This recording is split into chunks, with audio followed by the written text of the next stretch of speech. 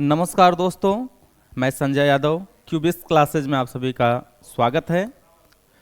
और आज हम लेकर टॉपिक आए हैं हिंदी भाषा सामान्य परिचय, जो कि हमारे आगामी उत्तर प्रदेश पुलिस यूपीपी के एग्ज़ाम की दृष्टि से बहुत ही महत्वपूर्ण ये टॉपिक है। और आज हम लोग इस पे जो है चर्चा करेंगे। और हमारे क्यूबिक्स क्लासेस चैनल को आप लोग सब्सक्राइब करिए, लाइक करिए। और स्टार्ट करते हैं आज का क्लास। आज का क्लास है हिंदी भाषा सामान्य परिचय। तो पहले हम भाषा के बारे में जान लेते हैं कि भाषा है क्या दोस्तों। यानी जो भाषा है वह जो होता है भाष धातु से बना है। भाषा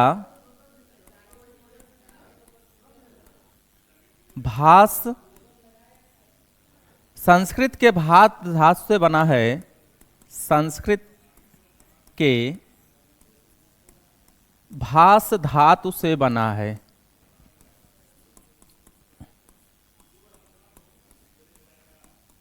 बना है और जिसका अर्थ है, जिसका अर्थ है बोलना या कहना। यानी दोस्तों हम भाषा के माध्यम से क्या करते हैं, बोलते हैं या कहते हैं या लिखते हैं। तो भाषा किससे बना है यह भी महत्वपूर्ण है। संस्कृत के भाष धातु से बना है, जिसका अर्थ होता है बोलना या कहना। अगर सामान्य रूप से इसके परिभाषा में जाते हैं तो भाषा क्या होती है कि भाषा वह साधन है। अगर इसकी हम डेफिनेशन करें तो भाषा वह साधन है जिसके द्वारा हम अपने विचारों, अपने भावों एवं विचारों का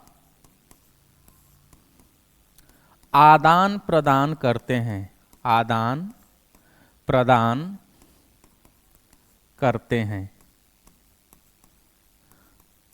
तो दोस्तों भाषा एक माध्यम है, एक साधन है जिसके द्वारा हम अपने भावों एवं विचारों का जो है आदान या प्रदान करते हैं, उसे ही हम भाषा कहते हैं। मान लीजिए आप किसी जो है दुकान पे खड़े हो जाएं, आप कुछ न बोलें तो क्या दुकानदार आपके मनोभाव को समझ जाएगा? नहीं समझेगा दोस्तों। जब तक आप उससे आप कुछ कहेंगे नहीं या लिखकर जो पर्ची नहीं देंगे या संकेतों से दिखाएंगे नहीं, तब तक वो दुकानदार आपके जो है भावों को नहीं समझ पाएगा। तो भाषा क्या होती है, वो साधन होता है या माध्यम होता है जिसके द्वारा हम अपने विचारों को, अपने भावों को जो है आदान और प्रदान करते हैं। यानी दूसरे के विचारों को जानते हैं, अपने विचारों को दूसरों पर प्रकट करते हैं। भाषा जो होती है यानी भाषा के रूप या प्रकार, भाषा के प्रकार। तो भाषा जो होती है दोस्तों यहाँ पे 3 प्रकार की होती है। पहली होती है मौखिक भाषा, दूसरी होती है लिखित भाषा और तीसरी होती है सांकेतिक भाषा। दोस्तों ये भी पूछा जाता है भाषा के प्रकार। तो यहाँ पर अधिकतर जो है माने हैं, 2 ही माने हैं, लिखित और मौखिक। लेकिन भाषा के 3 प्रकार होते हैं। मौखिक होता है, लिखित होता है और सांकेतिक होता है। जब हम बोलकर या कहकर अपने भावों विचारों की अभिव्यक्ति करते हैं तो उसको मौखिक भाषा कहते हैं। जैसे 2 लोग वार्तालाप कर रहे हैं, उसको हम कौन सी भाषा का नाम देंगे? तो उसको हम दोस्तों मौखिक भाषा कहेंगे। अगर कोई लिखकर, पत्र लिखकर, मैसेज लिखकर अपने भावों विचारों को व्यक्त कर रहा है तो दोस्तों उसको कौन सा रूप कहेंगे? लिखित रूप कहेंगे। तीसरा दोस्तों सांकेतिक भाषा। इसका प्रयोग जो होता है गूंगे बहरे या छोटे बच्चे जो होते हैं वह करते हैं। जैसे किसी चीज की ओर संकेत करना, जैसे छोटे बच्चे होते हैं, अगर उनको किसी चीज का नाम नहीं मालूम होता तो संकेत करते हैं मुझे वो चाहिए। तो वो जो दोस्तों होता है वह सांकेतिक भाषा होता है। ये तो भाषा के जो होते हैं प्रकार थे तो भाषा के 3 प्रकार हैं, लिखित मौखिक भाषा, लिखित भाषा और सांकेतिक भाषा। मौखिक भाषा की सबसे जो छोटी इकाई होती है वह ध्वनि होती है। मौखिक भाषा की और लिखित भाषा की सबसे छोटी इकाई दोस्तों क्या होती है? वर्ण होती है। चाहे तो हम इसको दोस्तों फिर से ऊपर लिख सकते हैं कि यहां पर स्टार बनाकर कि मौखिक भाषा की सबसे छोटी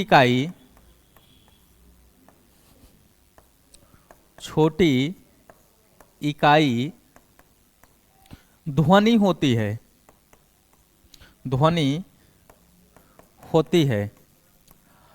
मौखिक भाषा की सबसे छोटी इकाई दोस्तों क्या होती है? ध्वनि होती है। और लिखित भाषा की सबसे छोटी इकाई क्या होती है दोस्तों? वर्ण होता है। लिखित भाषा की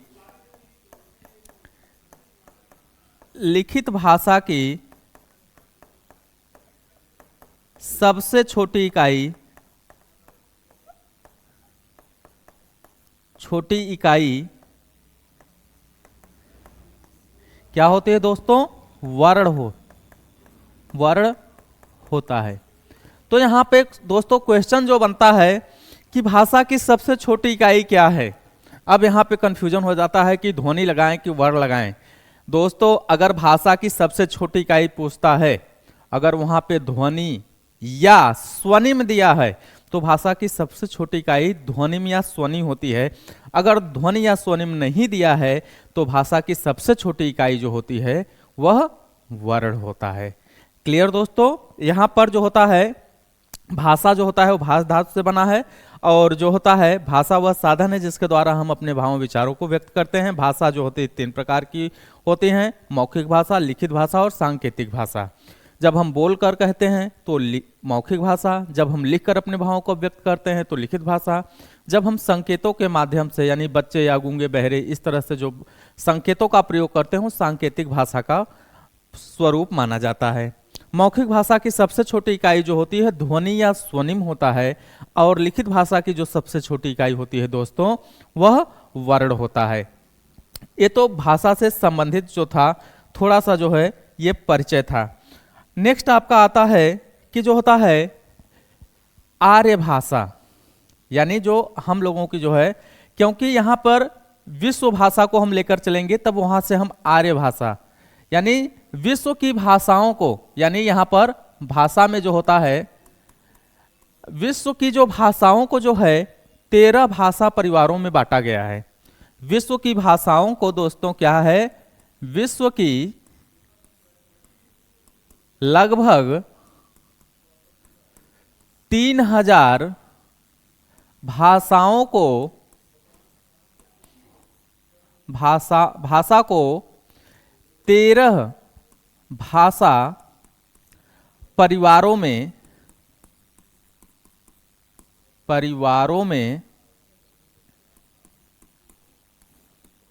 बांटा गया है।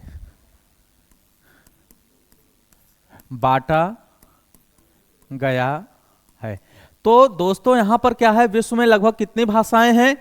3000 भाषाएं हैं, और उन 3000 भाषाओं को कितने भाषा परिवारों में बांटा गया है?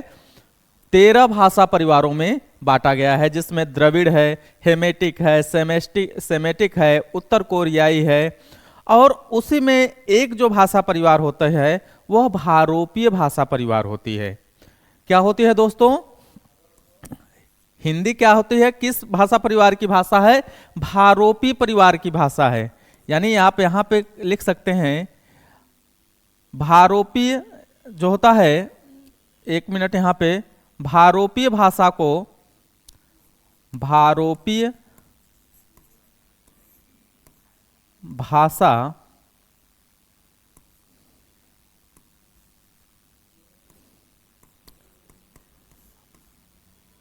परिवार को 2 भागों में बांटा गया है। एक है केतुक और दूसरा है शतम। इसको हम बना लेते हैं, यानी यहाँ पे भाषा परिवार, भारोपीय, भारोपीय भाषा परिवार। और इसके जो हैं दो पार्ट हो जाते हैं दोस्तों, एक हो जाता है केतुम और दूसरा हो जाता है सतम। और सतम में जो है एक जो है टाइप्स आता है, सतम में जो होता है भारतीय ईरानी भाषा आता है। और भारतीय ईरानी भाषा को जो क्या कहते हैं, भारतीय ईरानी भाषा। और इसी के अंतर्गत जो होता है आर्य भाषा आता है। इसी के अंतर्गत दोस्तों क्या आता है, आर्य भाषा आता है। तो विश्व की लगभग 3000 भाषाओं को 13 भाषा परिवारों में बांटा गया है। उसमें एक भाषा परिवार है भारोपी। भारोपी को दो भागों में बांटा गया है, पहला है केतुम, दूसरा है शतक। तो यहाँ पर जो सतम का जो है वो उसमें जो होता है एक भारतीय यूनानी भाषा होती है। और भारतीय यूनानी भाषा को जो है उसमें भी 3 पार्ट हो जाते हैं, उसमें होती है आर्य भाषा। तो जो हिंदी का जो विकास हुआ है वो आर्य भाषा से हुआ है। इसको जो है हम आगे देख लेते हैं। आर्य भाषा का विकास, यानी आर्य भाषा का जो विकास हुआ है दोस्तों, लगभग 3500 वर्ष तक इसका विकास हुआ। पहला है प्राचीन आर्य भाषा, प्राचीन आर्य भाषा। दूसरा है दोस्तों मध्यकालीन आर्य भाषा।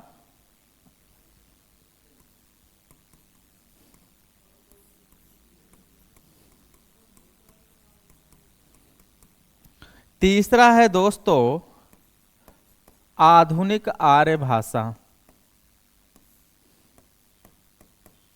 आर्य भाषा। तो दोस्तों प्राचीन आर्य भाषा कब से कब तक चली थी? तो प्राचीन आर्य भाषा जो चली थी वह 1500 ईसा पूर्व से 1500 ईसा पूर्व से 500 ईसा पूर्व तक जो होती है, ईसा पूर्व तक जो थी वह आर्य भाषा चली थी। और आर्य भाषा को जो होता है 2 भागों में बांटा जाता है। और एक होता है वैदिक संस्कृति और दूसरा होता है लौकिक संस्कृति। और संस्कृति शब्द का जो प्रयोग हुआ था वह सर्वप्रथम जो था है वाल्मीकि ने अपने रामायण शब्द में। अच्छा, यह भी पूछा जाता है संस्कृत शब्द का सबसे पहले प्रयोग किसने किया था? तो संस्कृत शब्द का जो सबसे पहले प्रयोग जो किया था वह किसने किया था? वाल्मीकि ने किया था। तो इसको हम थोड़ा सा इसका जो देख लेते हैं। जो प्राचीन आर्य भाषा थी वह 1500 ईसा पूर्व से 500 ईसा पूर्व तक चली थी दोस्तों। और इसके 2 पार्ट हो जाते हैं, एक हो जाता है वैदिक संस्कृत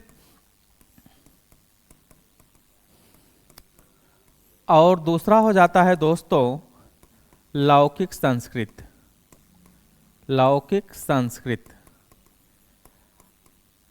अब यहां पर आता है कि जो है संस्कृत शब्द का प्रयोग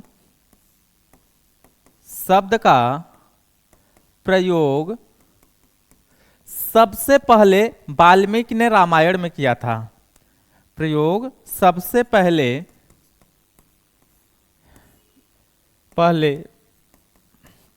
वाल्मीकि ने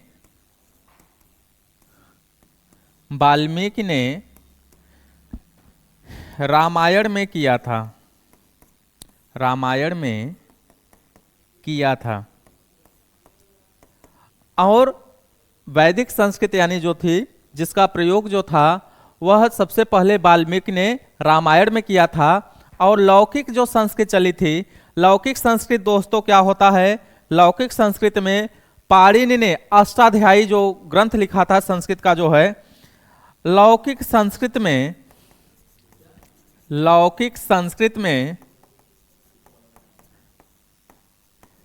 पाणिनि ने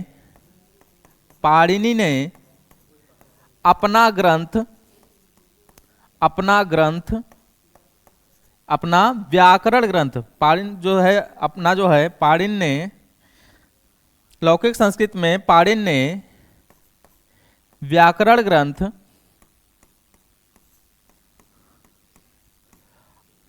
अष्टाध्यायी लिखा था। अष्टाध्यायी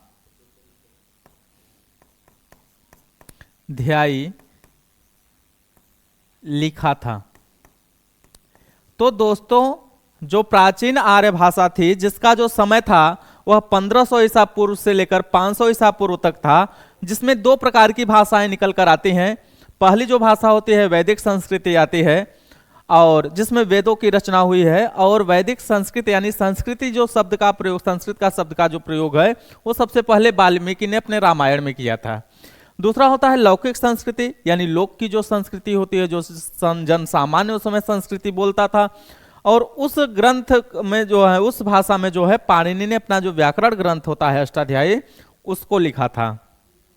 दूसरा आता है मध्यकालीन आर्य भाषा।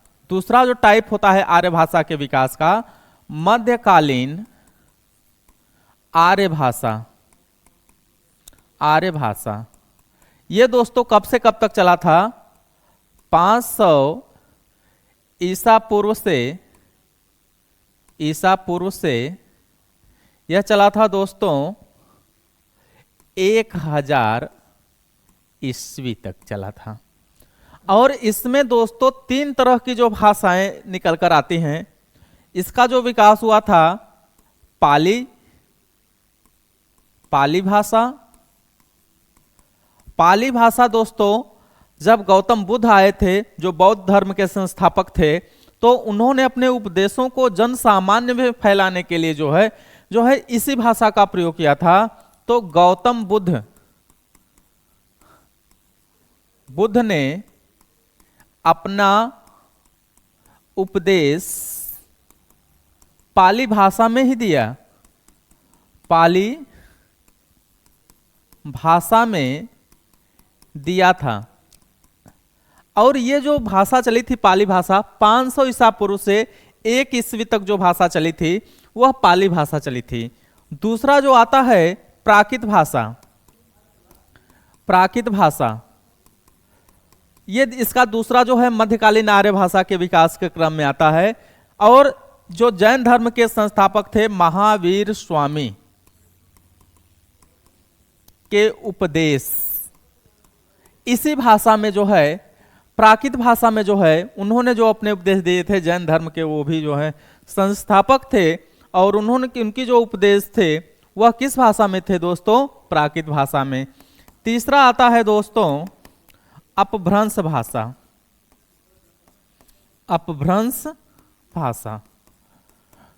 और अपभ्रंश भाषा का जो विकास हुआ था, यानी जो उनसे बिगड़ा हुआ रूप था, वह अपभ्रंश भाषा, जो लगभग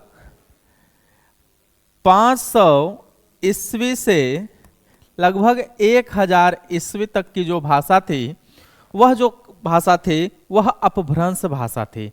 अपभ्रंश भाषा में दोस्तों जो है, कुछ लोग अपभ्रंश के बाद अवहट्ट मानते हैं, क्योंकि विद्यापति ने अपने पदावली में एक जो लिखा है, देसिल बयना सबजन मिठा जे जंपो तैसन अवहट्टा। तो अवहट्ट भाषा कुछ लोग इसके बाद मानते हैं, और उन्होंने ही यह शब्द जो होता है अवहट्ट शब्द का प्रयोग किया था। तो यहाँ तक जो होता है आर्य भाषा का विकास हुआ था। और इसके बाद जो होता है, अगर कहें हिंदी भाषा का विकास क्रम है, हिंदी का विकास क्रम क्या है दोस्तों? तो हिंदी का जो विकास क्रम है, यानी हिंदी जो बनी है पहले तो भारोपीय भाषा से बनी है, भारोपी भाषा परिवार की। भारोपी के बाद दोस्तों क्या आता है? मैंने अभी बताया था सतम, उसमें केतुक और सतम होता है। तो सतम में भी क्या दोस्तों था, जो होता है भारतीय ईरानी भाषा। क्या होता है दोस्तों? भारतीय ईरानी भाषा।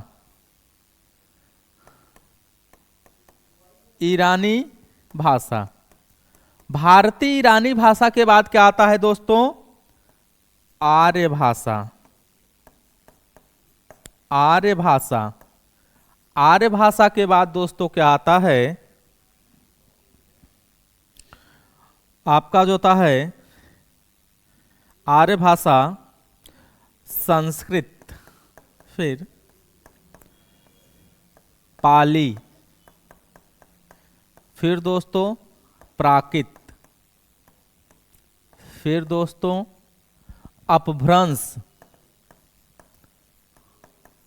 और लास्ट में दोस्तों आपका क्या आता है, हिंदी। मैंने बताया कुछ लोग जो है अवहट्ट मानते हैं, तो ये हिंदी का विकास क्रम था, क्योंकि हिंदी किस भाषा परिवार की है दोस्तों, भारोपी भाषा परिवार की है। भारोपी भाषा परिवार को दो भागों में शतम और केतुक में बांटा गया था। तो शतम के अंतर्गत भारत ईरानी जो भाषा होती है उसी के अंतर्गत जो होती है आर्य भाषा आती है। आर्य भाषा का मैंने अभी बताया कि प्राचीन आर्य भाषा, मध्यकालीन आर्य भाषा और आधुनिक आर्य भाषा। आर्य भाषा के बाद संस्कृत है, पाली है, प्राकृत है, अपभ्रंश है, और फिर जो है ये हिंदी का जो होता है ये विकास होता है। और अपभ्रंश भाषा में दोस्तों जो होता है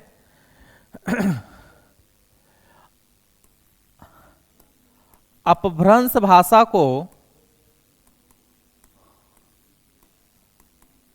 अपभ्रंश भाषा को चंद्रधर शर्मा गुलेरी ने पुरानी हिंदी कहा है। क्या कहा है दोस्तों, पुरानी हिंदी कहा है, हिंदी कहा है। अब यहां पे ये क्वेश्चन होता है कि अपभ्रंश को किसने पुरानी हिंदी कहा है, तो चंद्रधर शर्मा गुलेरी ने अपभ्रंश को पुरानी हिंदी कहा है। इसके बाद आता है दोस्तों कि जो होता है अपभ्रंश में कितने स्वर थे। अपभ्रंश में उस समय दोस्तों 8 स्वर थे। अपभ्रंश में स्वरों की संख्या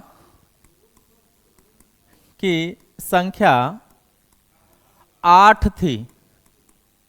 ठीक है, अ आ इ ई उ ऊ ए ओ, और अ और औ जो आए दोस्तों, वह जो आए थे वह बाद में संयुक्त स्वर के रूप में वो जोड़े गए थे। तो अपभ्रंश में स्वरों की संख्या 8 है। तो उस समय दोस्तों कितने स्वर चलते थे, 8 स्वर चलते थे।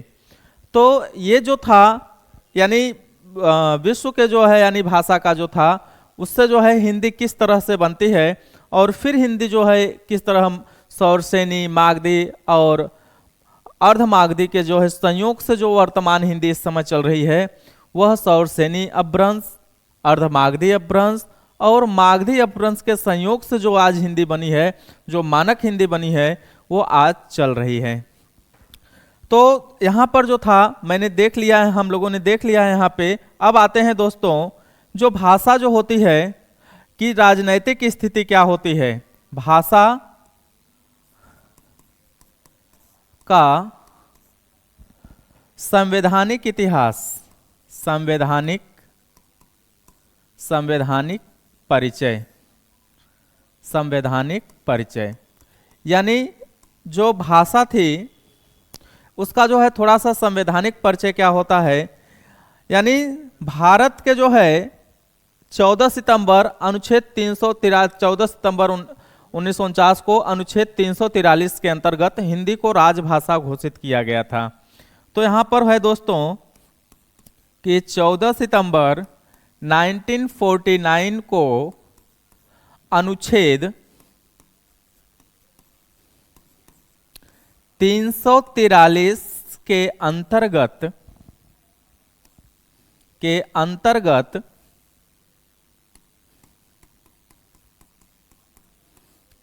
हिंदी को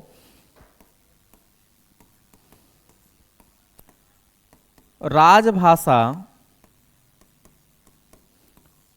घोषित किया गया।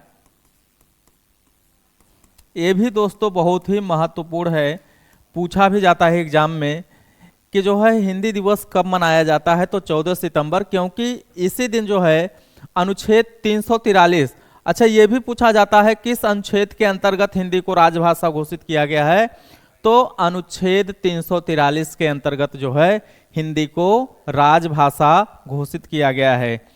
हिंदी की जो लिपि है, हिंदी की लिपि देवनागरी लिपि है। देवनागरी लिपि है, यानी जो हिंदी लिखी जाती है वह दोस्तों किस लिपि में लिखी जाती है? देवनागरी लिपि में लिखी जाती है। और जो होता है हिंदी का जो संवैधानिक कुछ जो इतिहास होता है, यानी कि जो देवनागरी लिपि है दोस्तों, वह जो होती है बाएं से दाएं की तरफ लिखी जाती है। इसकी सबसे बड़ी जो विशेषता होती है वह क्या होती है दोस्तों, कि यह जो होता है इसके जो है अक्षरों पर शिरोरेखा होती है, जो इसकी विशेषता होती है। और संविधान की 8वीं अनुसूची में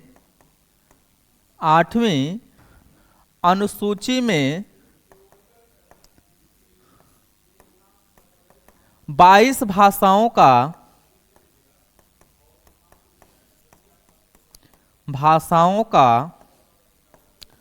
उल्लेख है। कितनी भाषाओं का दोस्तों? और संविधान की किस अनुसूची में जो है भाषाओं का उल्लेख मिलता है? तो संविधान की 8वीं अनुसूची में 22 भाषाओं का उल्लेख है, जिसमें हिंदी है, संस्कृत है, उर्दू है, तमिल है, तेलुगु है, कन्नड़ है, उड़िया है, मलयालम है, पंजाबी है, काश्मीरी है, डोंगरी है, सिंधी है, संथाली है, पंजाबी है। तो इस तरह से जो होता है दोस्तों, जो होता है वह संविधान की 8वीं अनुसूची में जो होता है 22 भाषाओं को दर्जा दिया जाता है। और अच्छा, यहाँ पर जो होता है उन भाषाओं को जो है आपको जो है नाम भी जानने जरूरी है कि वो जो है संविधान में कितनी भाषाओं को दर्जा दिया गया है। तो संविधान की अनुसूची में जो है 22 भाषाओं को जो है दर्जा दिया गया है। और यहाँ पर दोस्तों जो होता है, आगे थोड़ा सा बढ़ते हैं कि जो है संविधान के संविधान के अनुच्छेद 120 में संसद की भाषा का उल्लेख है। भाषा का उल्लेख मिलता है कि संसद में जो होता है किस भाषा का प्रयोग होना चाहिए।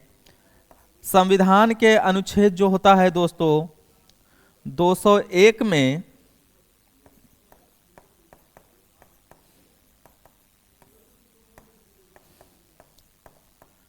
अनुच्छेद 201 में विधानमंडल की भाषा का उल्लेख मिलता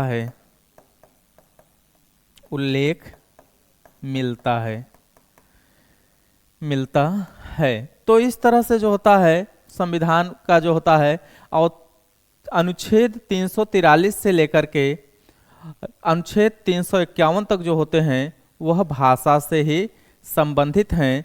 यानी अनुच्छेद 343 से लेकर 351 तक जितने भी अनुच्छेद हैं वह सभी किससे संबंधित हैं? भाषा से ही संबंधित हैं। नेक्स्ट दोस्तों जो होता है, आते हैं कि जो भाषा होती है, भाषा के भी प्रकार होते हैं। जैसे जो होता है मातृभाषा। क्या होता है दोस्तों? मातृभाषा।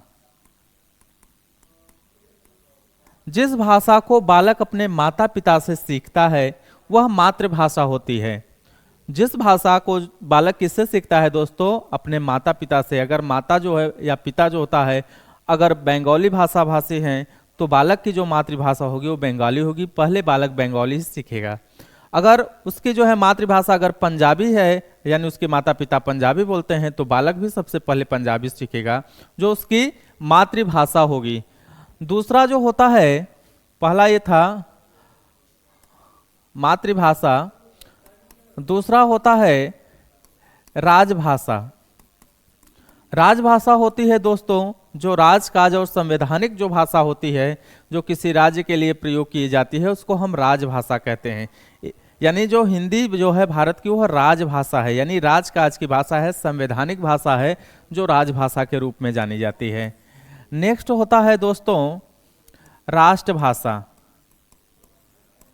यानी अभी तक भारत की कोई राष्ट्रभाषा नहीं है, ये एक दुर्भाग्यपूर्ण है दोस्तों। हिंदी को जो है अभी तक राष्ट्रभाषा का दर्जा नहीं मिला है, लेकिन यहाँ पर राष्ट्रभाषा का जो होता है, यानी हर राष्ट्र की अपनी एक राष्ट्रभाषा होती है, जो वहाँ की जनताओं को अपने विचारों और उस जनता की एकता को बनाए रखने के लिए जो है भाषा भी एक मजबूत कड़ी होती है, जो लोगों को बांधने का कार्य करती है। तो जो होता है राष्ट्रभाषा किसी राष्ट्र में प्रयोग की जाने वाली, यानी अधिकतम जो प्रयोग की जाने वाली भाषा होती है वो राष्ट्रभाषा होती है। नेक्स्ट होता है संपर्क भाषा। संपर्क भाषा, तो संपर्क भाषा यानी जिस भाषा का प्रयोग हम एक दूसरे से वार्तालाप करने के लिए, बातचीत करने के लिए प्रयोग करते हैं, वह दोस्तों क्या होता है, संपर्क भाषा होता है। यानी जो होता है संपर्क भाषा, भारत में जो है जो संपर्क भाषा है वो हिंदी है, लेकिन अगर हम विश्व में संपर्क करना चाहते हैं तो वहाँ की जो भाषा होती है वह अंग्रेजी है। नेक्स्ट जो होता है दोस्तों मानक भाषा होता है। क्या होता है दोस्तों, मानक भाषा होता है।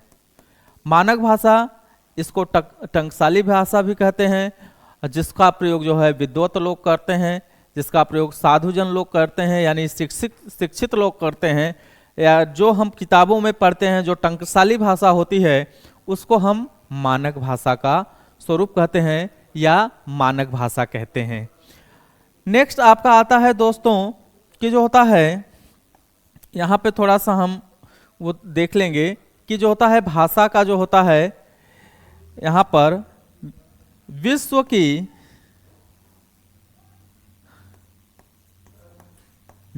की 10 सबसे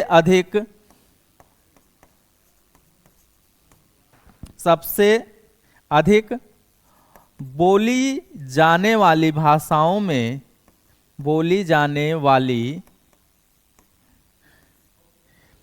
भाषा में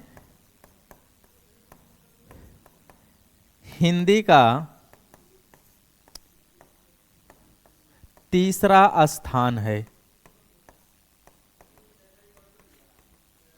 विश्व में सबसे अधिक बोले जाने वाली भाषाओं में जो होता है दोस्तों, जो होता है हिंदी का कौन सा स्थान है दोस्तों, तीसरा स्थान है। पहला स्थान अब किसका है दोस्तों, पहला स्थान जो होता है अंग्रेजी का है। दूसरा स्थान चीन में एक भाषा बोली जाती है मंदारिन, उसका स्थान है। और तीसरा जो है विश्व की सबसे ज्यादा यानी 10 बोली जाने वाली भाषाओं में हिंदी का जो होता है दोस्तों वो तीसरा स्थान है। और राजभाषा आयोग का गठन, राजभाषा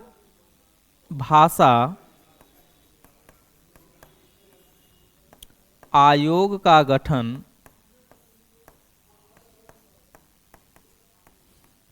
1955 में किया गया,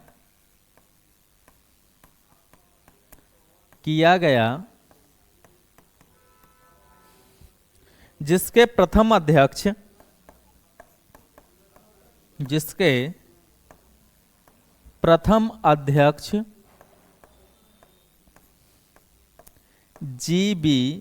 बीजी खेर थे। कौन थे दोस्तों, बीजी खेर थे। यानी जो प्रथम राजभाषा आयोग का गठन कब किया गया दोस्तों, तो प्रथम भाषा आयोग का जो गठन था 1955 में किया गया, जिसके जो प्रथम अध्यक्ष थे वह बीजी खेर थे। अब दोस्तों हम आगे चलते हैं।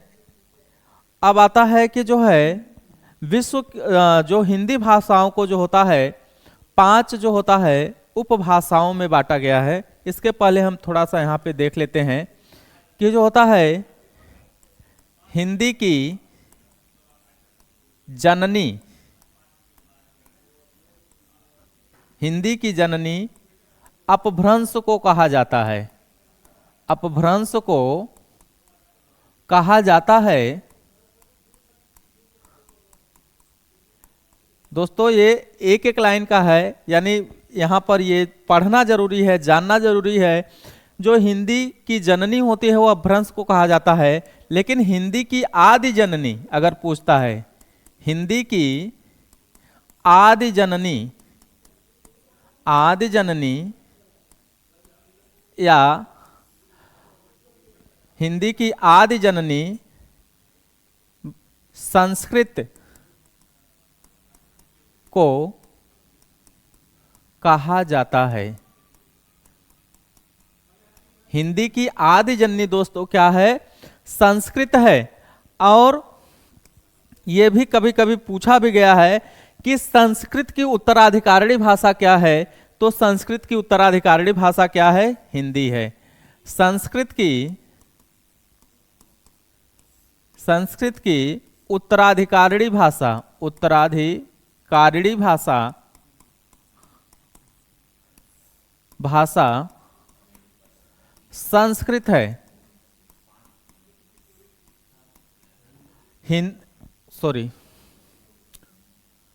संस्कृत की उत्तराधिकारी भाषा हिंदी है। यानी जो होता है संस्कृत के जो उत्तराधिकार किसको मिला है? ये हिंदी को मिला है। अब आते हैं हिंदी जो होता है, हिंदी को 5 उपभाषाओं और 18 बोलियों में विभाजित किया गया है। हिंदी को 5 उपभाषाओं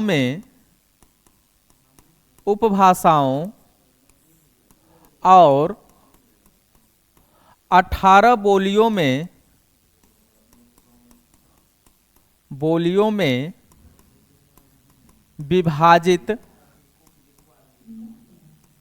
विभाजित किया गया है। अब यहां पे दोस्तों हर एक लाइन महत्वपूर्ण है। यानी हिंदी को कितने उपभाषाओं में बांटा गया है? तो हिंदी को 5 उपभाषाओं में बांटा गया है। हिंदी में कितनी बोलियां हैं दोस्तों? तो हिंदी में 18 बोलियां हैं। अब यहां पर होता है कि जैसे खड़ी बोली जो है किस अपभ्रंश से बनी है, या ब्रज भाषा किस अपभ्रंश से है, अवधी भाषा किस अपभ्रंश से है, मैथिली भाषा किस अपभ्रंश से है। तो यहाँ पर हम दोस्तों अपभ्रंशों से जो उपभाषाएं बनी हैं उन भाषाओं को देखेंगे और उसके अंतर्गत जो होता है बोलियों को भी देखेंगे। तो यहाँ पर जो होता है हिंदी को जो है 5 उपभाषाओं में और जो होता है 18 बोलियों में विभाजित किया गया है। इसको दोस्तों हम नेक्स्ट वीडियो में देखेंगे, इसके पार्ट 2 में देखेंगे। ओके दोस्तों, जय हिंद।